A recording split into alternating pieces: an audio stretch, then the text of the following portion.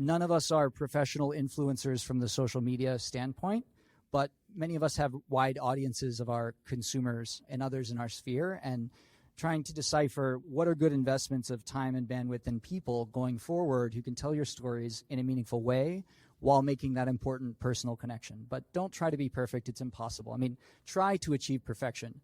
But if you're not perfect, as we all are not, don't try to hide it. Just own it.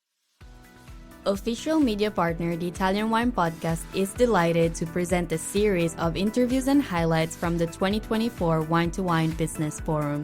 Bringing together some of the most influential voices in the sector, we discuss the hottest topics facing the industry today. Don't forget to tune in every Thursday at 3 p.m. or visit ItalianWinePodcast.com for more information. So what we're going to do here is something different for this year. We're going to close with some of the speakers that we've had. You've met all of them before. So what I'm going to ask is, starting from Michaela, Justin, Jessica, Chris, and Felix, I would like all of you to just introduce yourselves and tell me which generation you belong to. Stevie, I'm from Texas. We don't talk about our ages. And just in less than 2 sentences, your role in the wine industry, just for those who are less familiar. Let's start with Michaela. My name is Michaela Morris. I am a freelance wine writer, so I contribute to Decanter Magazine as well as a few others like Meinigers Wine Business International and Quench in Canada, and I'm also a wine educator. I don't know why Stevie invited me to be on this panel because she knows that I was desperate. Yeah, exactly. She knows that I'm a grandmother, so I'm so far away from the millennials and the Gen Zers, but I do belong to the Gen X generation. Okay. Justin. I am technically an elder millennial. So I'm like one of the very first millennials. And the reason that there is some level called geriatric. I know, a geriatric millennial. There you go. I remember the time growing up when the internet didn't exist, where other millennials do not remember that time. So there is like this subset between like 1981. People are born between like 1981 and 1990-ish that do remember a time before the internet. So we have like a slightly different experience than the rest of the millennials do. So just for those who missed Justin's presentation, Justin Noland is the vice president, the chief, the big cheese for digital in Treasury Wine Estates. Okay, Jessica. I'm just going to interject real quick that according to Jean Twin, who's a PhD and wrote the book Generations, 1980 to 94 is millennial. So there you are. You're right. And then 95 to 2012 is Gen Z. And I'm not either of those. I'm a proud Gen Xer. Okay, Gen X. Gen X, yes. Gen X. So Jessica Dupuy, I'm from Austin, Texas. I am also a freelance writer and write for different publications from Food and Wine Magazine to Decanter, Forbes, Texas Monthly, Wine Enthusiasts, who will ever take a story. Okay, Chris. My name is Chris Struck. I'm a former beverage director in restaurants, now wine educator and writer. I'm a middle-aged millennial. Have the pleasure of being a 1990 excellent vintage baby. Yeah. And I'm Felix Jermann from Friuli Venezia Giulia. Grown up in the wine world, still in it. However, I've taken a different path and sharing my passion for wine, try to bring in closer the young generation into the wine world, with a lot of videos and content and fun experiences. So do follow the journey. I would say I am a very young millennial, but beginner of Gen Z, depending on where you get your data from, because 96 could be the end of millennials. You just mentioned 95. Depends where you get your data from. So I'm from 96, so considerably right there on the edge between. Well, you're the youngest kid on stage. Let's just put it that way. Okay. So we're going to do this. I'm going to ask them a few questions, but at any point, if you have a question, the session in theory is dedicated to engaging the next generation, the future of Italian wine communication. Very broad. I thought of this because everybody's talking about the next gen. Then Justin, during his last session, he said, let me quote, reaching the younger generation is not about a story? Oh, I take issue. Oh, okay. So Justin, I want you to, can you expand a bit about that? Yeah, 100%. So this isn't to say that the story's not important. It is. But there is room for a lot of different stories. There's room for a diversity of stories. There's room for a lot of different ways to engage an audience of people. The difficulty that I see that most wineries have and that most wine institutions, wine writing have, is not the stories that they're telling. It's the ways in which they are telling them. Mm-hmm. And that they are not reaching an audience. So it doesn't matter. Like we could have, we've had a really interesting conversation about Come Over October, right? And you can talk about one way or the other, but the story itself doesn't make a difference unless it can reach a broader audience, unless it can reach the people that it's meant to reach. And that is where I see us having the biggest difficulty reaching younger audiences, is simply not knowing how to reach them, not necessarily trying to engage them in different stories and talking to them in different ways or trying to dumb down wine. We're just not great at being where they are. Okay. Would anyone else like to chime on this? If I may, that is why you're not millennial, you're not Gen Z, so it's understandable that we have differences and different abitudini and different costumes. So maybe I would say that there should be more of a collaboration between the current, past, and future generation to talk to these people, because you have the experience of the market and how it has come, but we do know how we like to be treated and what we want. Because I'm very happy that Stevie actually brought me here and we're talking about how to engage in the next generation, because this is the 4 sessions that I've had So tell us about your 4 sessions. What did you do? I mean, his rooms, I don't know if you've seen during the networking sessions, it was always standing room only. It was very packed. What was the outcome of these sessions? We actually have one more, guys, coming up at 5:10 with Andrea Zigrossi, which is back there. So don't leave for that. The Trotter wine dude. Trotter right? wine, yes. Right. He's the wine influencer. And then we'll get into that in a little second. Okay, the definition of wine influencer. But, I talked about what I do every day and what I'm most passionate about. We had 4 different topics on how to bring closer the next generation with different examples, pulling from no-alcohol wines, bringing a wine producer that is working on no-alcohol wines, Martin Foradori, working with Leonardo and Luigi that are experimenting with no-alcohol wines, Francesca Nonnino that was here yesterday. What can we learn from spirits? Because spirits is really engaging the next generation. And, of course, social media that is going to be coming up next. So those were the sessions. Go ahead, Chris. Yeah, I think Felix raises a great point that's not unique to Italy, but unique to Italy compared to the United States, is you have such a rich history here and such lineage in your winemaking that gives you an edge in your storytelling and creates a personal connection. Because I agree with Justin in that if you're just telling a story and no one's engaged, then you're just telling a story. Who cares? What's the virtue in terms of driving sales and awareness of your brand? But I think here, if you can get 2, 3, 4 generations into an Instagram story for really human interaction, that creates a buy-in to your audience to say, oh, I want to be a part of this family. This has love and chaos and messy and fighting, just like my own family. And I can watch someone else do this while sipping a glass of wine, even if my own family is 2,000 miles away.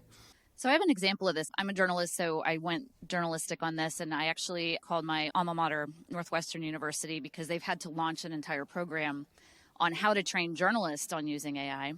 And they've actually launched their own research site in which they're only including millennials, Gen Zs, and trying to track this and trying to understand how it's all being consumed.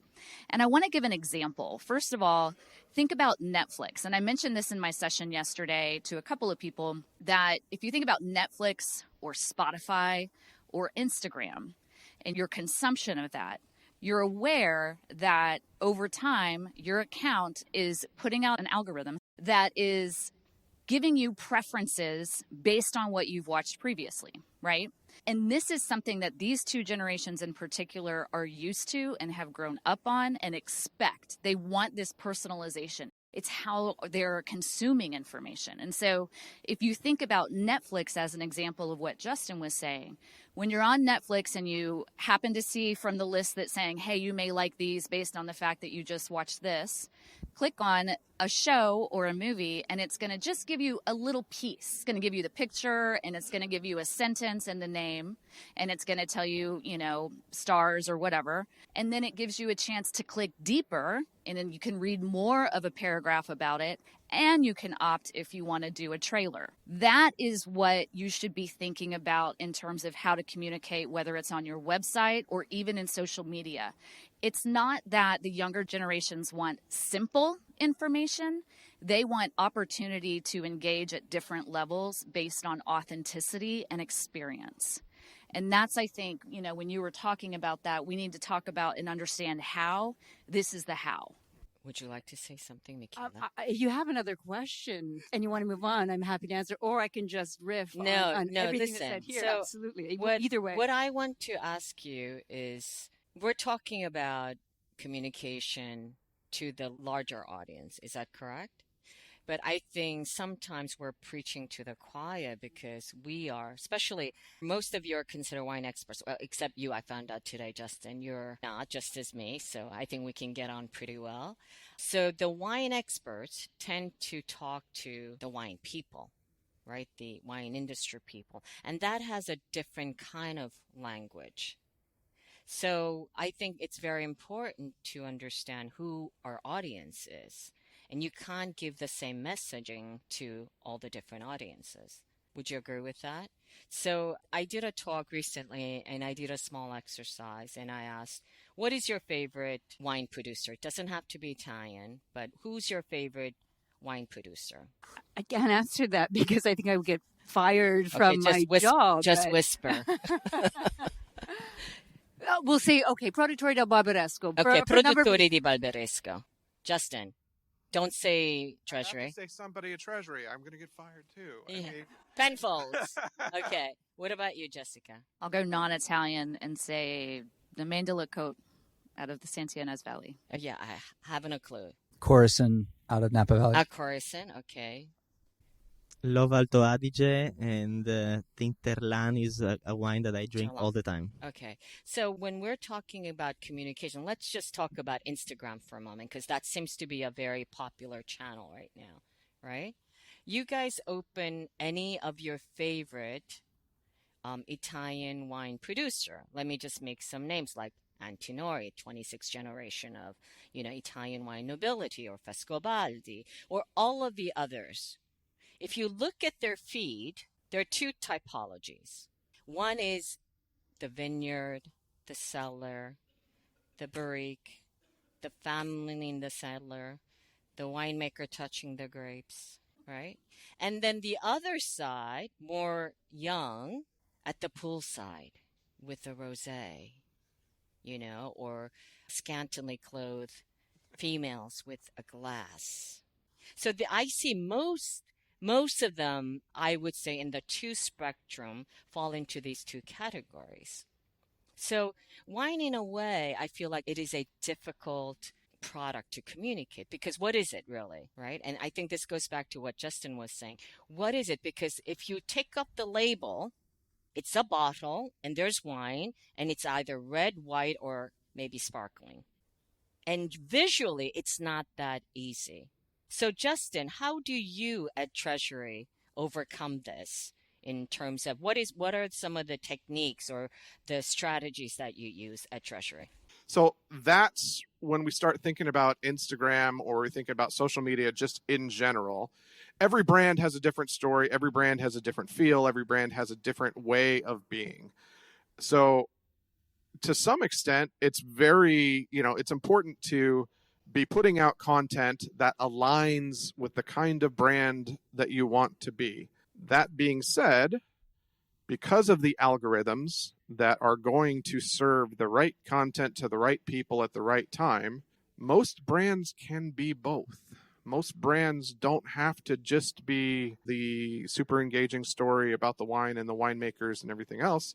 they can also be lifestyle. They can also be food and wine pairing, and they can also be travel, and they can be engaging about the areas, or just simply have the influencer type imagery associated to them. Because when it comes to organic content on Instagram or on Facebook, the people that are most likely to engage with the type of content that you put out are also the most likely to be served that content in the first place. So you don't have to be one or the other. And when I say one or the other, I really mean one of many, many, many, many, many different styles of content. You can be more than just that. You can tell a much bigger, much broader story that is going to engage with a wider variety of people. If I could Sure. interject and maybe just move on from that, and particularly maybe talk to Felix. Thank you. I think one of the things that I see when I'm looking at Instagram and different feeds is sometimes I feel like because a producer might want to engage with a younger audience and perhaps engage an influencer to work with, I feel sometimes that they're throwing things at the wall and seeing what will stick. And so I think that part of what has to be with this process is to have a better understanding of which influencers you're engaging with, and also not to rely on the influencer to carry that relationship forward. I think the influencer is there to make the introduction. And you, as a winery, if you're continuing that relationship, you're the one that has to nurture it. So there has to be someone engaged at the producer level who can continue to engage with the younger generation. How many in the audience are doing quote unquote influencer marketing? Raise your hands. 1, 2. So very few.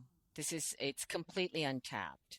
Influencer marketing, which maybe some of you can talk about. I want to go to the next topic, which is NOLO.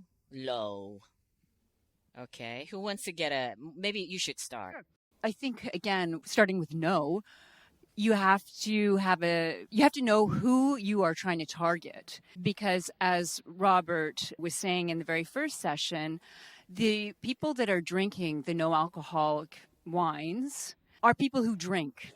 And I don't know that it is necessarily the entry into engaging the youngest generation. I could be completely wrong. This is just, the dinosaur speaking. But, and I'll tell you a story. Just a good friend of mine who's a master of wine, his daughter turned 19. And, a lot of 19-year-olds, certainly in my generation, we were already well into our drinking years by then. But she abstains like many people of her generation. And so he bought a non-alcoholic sparkling wine to celebrate her 19th anniversary. And she's like, Dad, that's our birthday. That's really nice of you. I appreciate it. But I don't drink wine, so why do you think that I would like this? So I think the audience has to be fair. And I also think that it is a market that can quickly become saturated. So I also think that maybe if you're going to make it a focus, make it a true focus to make a very high quality product. I was just tasting with Robert Joseph his wine, and he knows that there's work to be done with it, because one of the things that's missing a lot of times in these no alcohol wines is the texture. And if you want to make a wine that has the Italianity, as Andrea says, there needs to be some sort of texture there. So I think there's still a lot of work to be done to make something that, in my opinion, as a no alcoholic wine, will have a real sense of an Italian wine. So you're not against NOLO?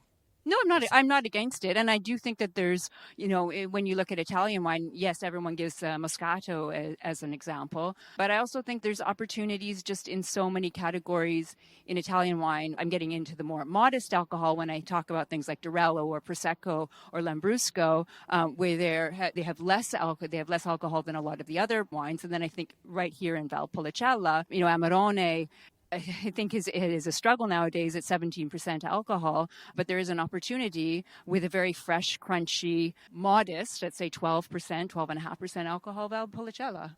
So I think if the question is, should everybody start making no alcohol wine, I would pause, because I think, you've mentioned some great low alcohol. I definitely think that that's something that people are interested in, but I do think authenticity still has to matter. And as Chris mentioned earlier, this is a unique place in that the heritage and culture is so much about wine. And I think it's important to note, I was in France at a Gérard Bertrand Jazz Festival with a few other journalists, one of whom is a 25-year-old editor at Cosmopolitan magazine. And I talked to her. I was like, I'm so curious about this NOLO and the younger, and how are you consuming it? And she's like, it's not about, am I drinking wine tonight? Right? I'm going out with my friends and we want an experience. Sometimes that means we just don't want to drink alcohol at all. It's not because we don't drink it at all. It's because we're just doing something that doesn't involve that. Sometimes we want to go experience something Japanese, so we're only going to drink sake. We're not going to drink wine. Sometimes it is about wine. We're going to an Italian restaurant and we want the Italian wine. So I think it's important to understand, again, break down and really understand who you're trying to reach and whether or not that also fits you, right? Like, we don't always have to bend to what every customer wants because you're never going to make it, ever.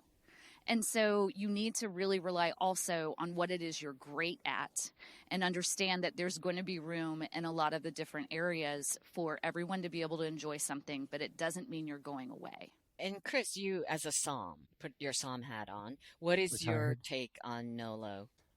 We're having trouble selling wine with alcohol in it right now, right? So to then produce more wine that doesn't have alcohol in it, which is a lot of draw for consumers of wine. But is it wine?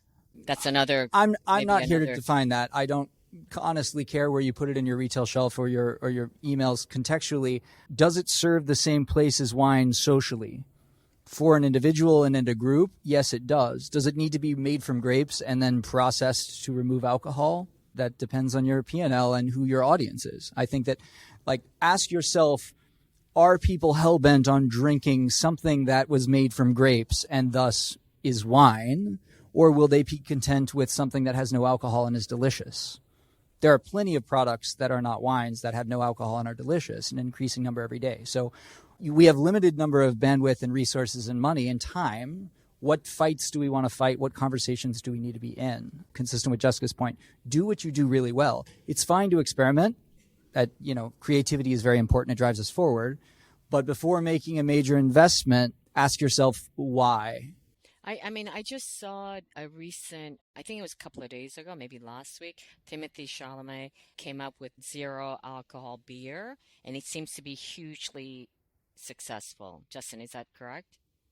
Right? Yep. So what about you? What is your opinion on no low alcohol? So before Michaela was talking about her friend's daughter, the 19 years old, I've actually got curious on the topic because I've researched it, found it interesting, shared it online, and got actually really good feedback from wine lovers, millennials and Gen Zs being very curious on a particular story that I've done. Actually 73% of the people were eager to discover and appreciate it more and, so to say, get to know this product. They were all wine lovers. On the side of wine producers from Italy, I have had different DMs with people that were here in Opera Wine as well yesterday criticizing the story, or even afterwards when I did the collaboration with a winery that was present here as well, also criticizing it. So I found it interesting how the young people, wine lovers though, were really eager to discover it, or at least curious. So there is some interest, whereas on the winery end, in Italy at least, they were actually quite skeptical and against it. From my perspective, I'm curious. For sure, we are not there yet with quality. I've tried only a few. There's plenty more to try. But if you think about it, I've made this example this morning in my session. Wine in the 50s and 60s was not the wine that we're drinking today. It completely has evolved and has transformed. In those days, it used to be a foggy product that used to be drunk at home and shared with family. Small consumption, small distribution. Now there's a whole industry and, amazing aspects of wine. So I'm curious to see where this will go because technology is moving so fast. And if we have gone so far in the wine world, why not also in the no-alcoholic world? I don't know where it will go. I'm not interested to make any at the moment, but I am very interested in communicating it and promoting it because I definitely see it as a possible introduction to a younger person or any person into the wine journey. I've lived in San Francisco. When I was younger, studied there. I had no interest in wine actually, apart from my family making it. And there was a backbone into that. But I was drinking cocktails with my friends because that was the vibe and that's what we felt like it. Back then I was maybe drinking, easy classic whites. Right now I consider myself a little bit more well-versed and educated. And so I appreciated so much more. But it's definitely a wine journey. And it's, I think, a possibility for wineries to, really bring closer the next generation and start them on a wine journey. You have to start somewhere. This could be an option. Can I make one just comment on that? Because I think it's a really good point in terms of inclusion, right, of people. So especially if you have people coming to visit you and you know that more and more people are choosing not to drink, I think offering something other than just sparkling water or still water would go a long way. So if it's not wine, if you're not making no alc wine, that's okay. But have something fun that you could offer them so that they don't feel like they're just sitting at the end of the table not participating, because it is all about experience. I'll support that anecdotally. In 2022 at the restaurant where I was the beverage director in New York, it was a 12, 13-year-old restaurant at the time. I was the first to flush out an entire page in the beverage list of non-alcoholic options. What we sold in all of 2022 in terms of non-alcoholic options that were not coffee, tea, juice, or soda or water, we sold in Q1 of 2023. We sold that value in Q1 of the next year. So this is not a trend anymore. This is something that's going to be around for a critical mass of time. And I think that rather than fight it or thwart it or try to outmaneuver it, we should embrace it, reassert wine in the context where it belongs, but also keep in mind that people are going to drink less and hopefully better. I would like to see our messaging also include drink less, drink better. Spend more. Consider this not just an investment in what you're ingesting into your body, but make it the only thing that bookmarks when you take a moment and take a beat. I mean, in New York City, the only quiet places are churches and libraries. Very few New Yorkers go to either. So if you're going to carve out the time in your busy life where your devices are always buzzing and people really need your attention, let wine be that thing for you. And to Gino's point about come over October, it's not about drinking wine. We do want to include wine in that conversation. It's an important part of it. But we're not going to exclude you from coming over if you're not drinking wine. That will encourage people to open more bottles of wine than they would just for themselves at home alone.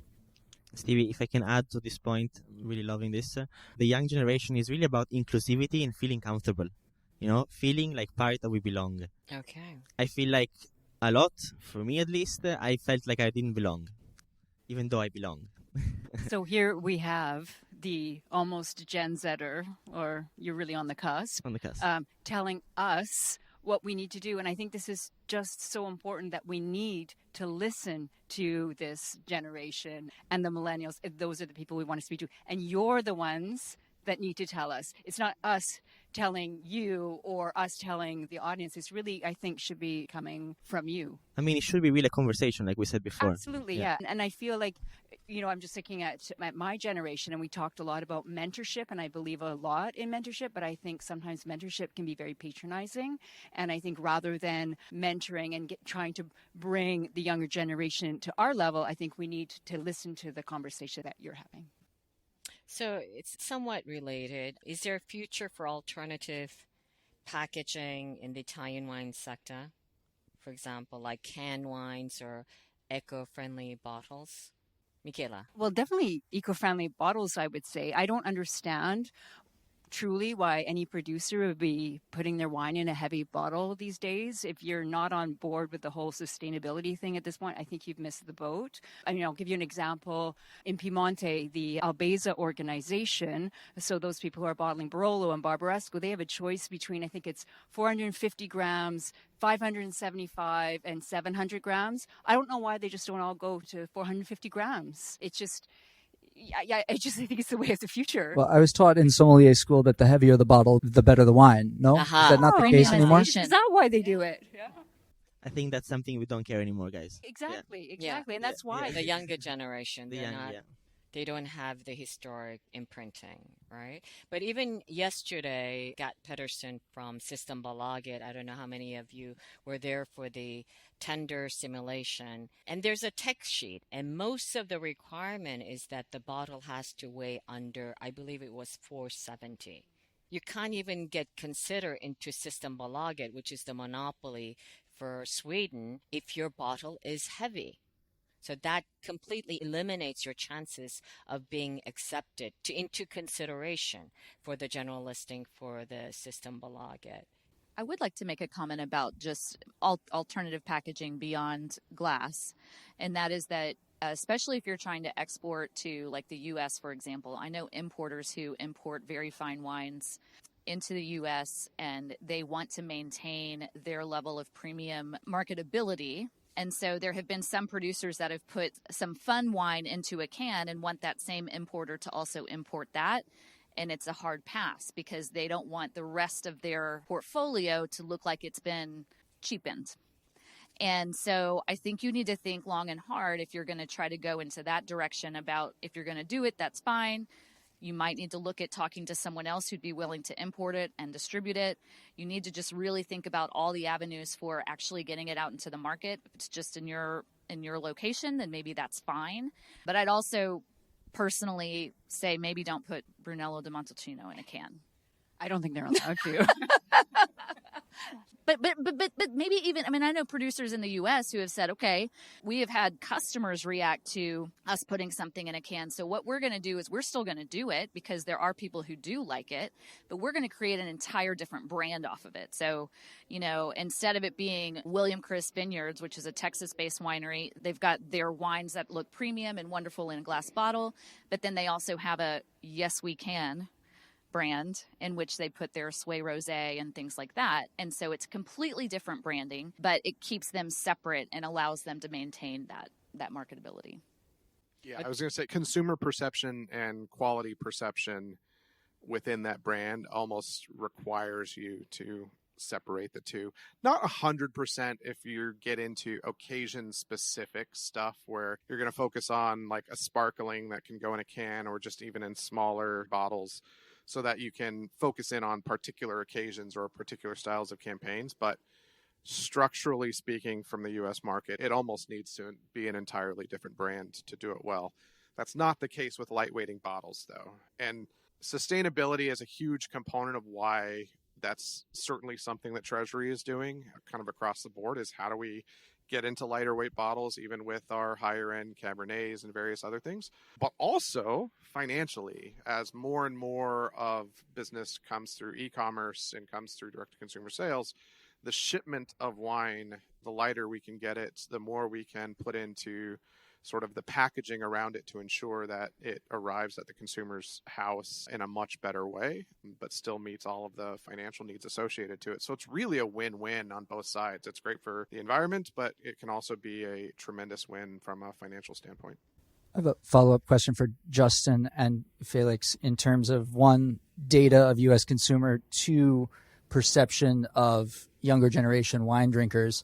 Do you foresee, for both of you, one at a time, barriers to entry for those that wish to send bag and box? I think that I'll speak from firsthand evidence, and less so on premise as much as retail, but the minds of consumers are slowly changing to embrace the idea that quality wine can be shipped in a bag, in a box. It's no longer exclusively bad brands. I won't name any of them in case they're here. But I think that consumers are recognizing you can put great wine in this vessel, ship it with a lower carbon footprint, and it lasts longer. Would you agree with that? 100%. I do agree with it. And when you say barrier to entry, I actually think that it's kind of a weird spot, because with the advancements in direct-to-consumer sales and the advancements in e-commerce laws, specifically in the United States, as how we can make things and do things differently, and we're continuing to see shifts in those laws, there is some aspect of the barrier to entry going down and dropping overall, because our biggest barriers tend to be in distribution and how we get across our 3-tier system. And there's absolutely opportunities for really, really smart people doing really, really fun and cool stuff where they build a brand that is specific to that does the right thing. The funniest part, I think, though, is, and we did a little bit of research on this when I was looking at some of these things for we kind of did like a hackathon sort of thing at Treasury, but Americans are terrible at math. Believe it or not. I believe it very much so. I think Italians too. Yeah, but so it's hard for them to understand if, the box says 1.5 liters, that all that means is 2 bottles of wine, right? Like, so you have to kind of spell it out. Because we're not on the metric system. I know, I get it. It's just, so some of those barriers are truly about just understanding that not only is it quality wine, but like, there's a reason that, this box of wine should cost you, $40 or whatever, because it's really great wine and you're actually getting plenty of it that's going to last a while. And that's great. But I do think there's a lot of opportunity there. I mean, I was in Sweden last year in Norway, and I've seen lots of brands that are also in Opera Wine that create wines in the box because... well, they're pioneers in terms of packaging. I don't know, I'm not saying. No, because of sustainability, Systembolaget. Yeah, exactly. That's what I'm saying. They require it and they actually appreciate it and they incentivize it. You're even more likely to be there if you have that. Personally, despite being a young generation, I am against it because I've been grown up with actually very traditional rules, even though I fit in a different category. So for me, it's not an answer, but definitely there's a lot of people that are open to it, and depending on where you're having it, if at home, why not? I mean, I drink apple juice in the can. Somebody else can drink some wine. Okay. So I'm going to have to close up the room, but can each of the panelists just say one takeaway that you would like to say, or if you'd like to say anything that regards to today's session? Let's start with Michaela. Absolutely. I think that Italy has so much going for it on so many levels, and the culture, the wine, the food, everything around it is all part and parcel of the love that people have for Italy. And I think that you just need to relax into that, and rather than beat the story over the head with a lot of talking, just let people feel the vibe of it. Just let people enjoy it because it's naturally there. And I think that from my understanding from the younger generation in my family is that they just want to enjoy. And sometimes that simply means just being with the wine without so much of the story being hit over the head. Yeah, I mean, the Wine Market Council's recent study said that the great majority of the people drink wine to relax. That was the major choice why they drink wine. So, Justin. Get used to learning more about your customers, finding out who they are, what do they like, what are the other kinds of things that they buy, what are the other kinds of ways that they spend their time. Being really thoughtful about who your customer is and starting to understand how you can authentically engage with them in similarities. What are the things that you guys really like as a brand, as a winery? What are the things you care about? And start looking at ways you might be able to engage with an audience out there that also cares about that thing. The wine isn't necessarily a secondary aspect of it, but to some extent, you're becoming friends with people, and then you're telling them about the amazing product that you have, as opposed to always leading with product, because that's when it gets tough, right? You almost think about it like it's a date, right? The first thing you're doing is saying, here's all of my history and here's my resume and all that kind of fun stuff. It's probably not going to go very well. But if there are things that you can find some common ground with and that are authentic, that mean a lot to both of you, building that community of consumers around your organization is relatively easy to do today. So to echo that, I would say use ChatGPT 4.0 to look up the book Generations by Jean Twenge, or you can read it for yourself. I would highly suggest it, but it's a great look at why and how each of the generations, what their intention is, why they are the way that they are. But you can ask ChatGPT to summarize that book for you and each of those generations. And that alone is going to give you a key into unlocking a little bit about the market that you're trying to reach. But as Michaela said, you guys already y'all are La Dolce Vita. So you're already hitting the stride in terms of what people want when they enjoy wine. And so my takeaway for you is be authentic. Do not change who you are, because that's why I'm here. I love what you guys are doing. And I know many other people do too. That struck a chord. Okay. Chris. Jessica stole mine.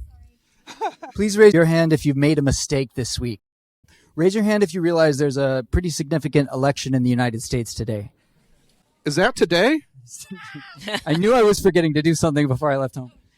The point that I want to make, and I totally agree with everything that my colleagues here have said, authenticity is important. And in talking about authenticity, it means making mistakes, hopefully not glaring mistakes that are going to cost you brand equity and lose you consumers, right? But being honest, I'll tell you, from a buyer perspective, I also do work with the Consorzio of Alto Adige in New York. When you're talking to a buyer about the way you work in your vineyards, about any choice that you make in the grape growing, the winemaking, we would rather have honesty and hear something we don't like than be lied to. I'm telling you, you're getting it straight delivered. Please do not attempt to cover up or to subvert something that you know is not popular among consumers. Own it. And if you don't want to own it, change it. But do not try to cover it up. There are some very talented journalists in this room. There are very talented journalists in wine in general. And then social media, things go viral like this, good or bad. You need to be prepared for this. And it's much easier if you're an authentic version of yourself and you're doing the right thing, rather than trying to project something across the Atlantic or in other countries where you're working that's not you. So think about every point in the supply chain, how you're treating people in your vineyards at your winery, because it may have not been a consideration in polishing your story, in making sure that your wine tastes good, but it will catch up to you now more than ever. And if your house is not in order, begin getting your house in order, because it's better to do it and be proactive. So none of us are professional influencers from the social media standpoint, but many of us have wide audiences of our consumers and others in our sphere, and trying to decipher what are good investments of time and bandwidth and people going forward who can tell your stories in a meaningful way while making that important personal connection. But don't try to be perfect. It's impossible. I mean, try to achieve perfection. But if you're not perfect, as we all are not, don't try to hide it. Just own it. Nice. Amen. Great takeaways, learning as well. I think outside of the box. Let's be creative. We have lots of options, lots of tools on our fingertips. Can use them. Lots of them are free as well. We just need to know how to use them. I think thinking outside of the box is what I try to do every day. Thinking creative, especially to come up all with these videos. But yeah, think out of the box and let's surprise. Yeah, I just in close, I would like to echo Chris Struck's message is that as a communicator, as a wine producer, you please make space so that your people, your staff, your employees, your colleagues can make mistakes. You have to give them the space to make mistakes, because if they know, they'll be struck with the lightning as soon as you make a mistake. This will not be a good, fertile workplace. So that's my advice. And thank you so much. With that, Felix, Jermann, Chris Struck, Jessica Dupuy, Justin Noland, and Michaela Morris. Thank you very much. Listen to the Italian Wine Podcast wherever you get your podcasts. We're on SoundCloud, Apple Podcasts, Spotify, Himalaya FM, and more. Don't forget to subscribe and rate the show. If you enjoy listening, please consider donating through ItalianWinePodcast.com. Any amount helps cover equipment, production, and publication costs. Until next time, cin cin.